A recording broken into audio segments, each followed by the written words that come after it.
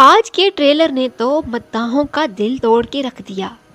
وہ مداح جو اورحان غازی اور فلاویوس کو ایک ساتھ دیکھنا چاہتے تھے، آج کے ٹریلر نے ان کی امیدوں پر پانی پھیر دیا۔ وہی فلاویوس اورحان بے کے سپاہیوں پر حملہ آور ہوتا ہے۔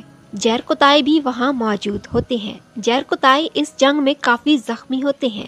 وہ اس حملے کے بارے میں اورحان بے کو آگاہ کرتے ہیں اور بتاتی ہیں کہ فلاویوس نے ازمیر پر حملہ کیا اور تمام سپاہیوں کو قتل کر دیا، جبکہ شہزادی اسپورچا نے اورحان غازی کے خلاف دمیر خان کے ساتھ ہاتھ ملا لیا ہے۔ تو اس طرح اورحان اور اسپورچا کے درمیان جو صلح ہوئی تھی وہ ختم ہو چکی ہے۔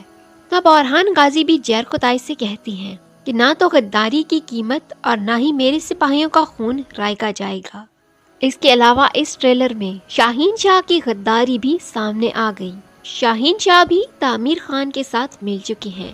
دمیر خان شاہین شاہ بے سے کہہ رہا ہوتا ہے کہ تم اورحان کو اس میدان میں اکیلا چھوڑ دو گے، جس کا مطلب ہے کہ جنگ کے دوران شاہین شاہ اورحان سے غداری کرے گا اور اورحان کو اکیلا چھوڑ دے گا۔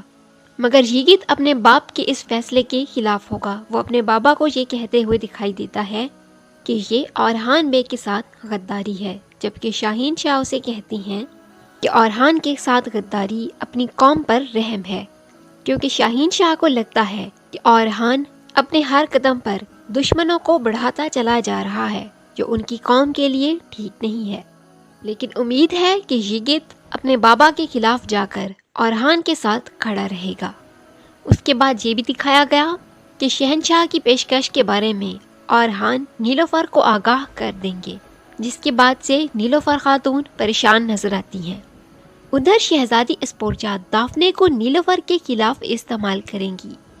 وہ دافنے سے کہہ رہی ہوتی ہیں کہ تم نیلوفر کو میرے پاس لے کر آؤ گی۔ اب دیکھتے ہیں کہ دافنے اس بارے میں کیا کرتی ہے۔ کیا دافنے نیلوفر کو اسپورچا کے پاس لے آئے گی